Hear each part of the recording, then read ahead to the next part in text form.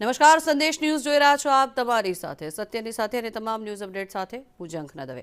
વાત તાપીની કરીએ। તાપીના વાલોડમાં શોભાયાત્રા પહેલા વાતાવરણ તંગ બન્યું છે। વિધર્મીઓએ યુવકને માર મારતા મામલો વિચક્યો છે, ત્યારે રામનવમીનો સામાન લેવા માટે જતી વખતે હુમલો કરવામાં આવ્યો। વાલોડ પોલીસે બે હુમલાખોરોને ઝડપી પાડ્યા છે। વાલોડ પોલીસ મથકે લોકોના ટોળે ટોળા ઉમટી પડ્યા છે। આ દ્રશ્યો આપ જોઈ રહ્યા છો।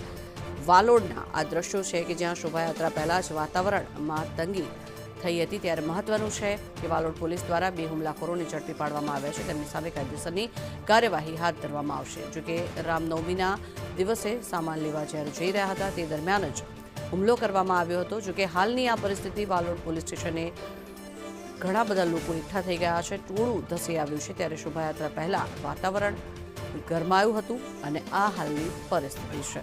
વિદ્યાર્થીઓએ યુવકને માર મારતા આ સમગ્ર મામલો વિચક્યો હોવાનું સામે આવ્યું છે।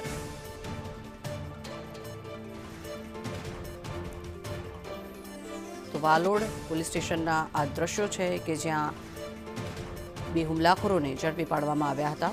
જોકે એ દરમિયાન જ વિધર્મીઓએ યુવકને માર મારતા વિવાદ પણ સર્જાયો છે। ત્યારે મહત્વનું છે કે હાલ પોલીસ સ્ટેશનની બહાર ઘણા બધા લોકો એકઠા થઈ ગયા છે। આ ટોળે ટોળા અહીંયા ધસી આવ્યા છે, ત્યારે અનેક પ્રશ્નો પણ અત્યારે અહીંયા ઉઠી રહ્યા છે। વાલોડમાં શોભાયાત્રા પહેલા વાતાવરણ ગરમાયું છે।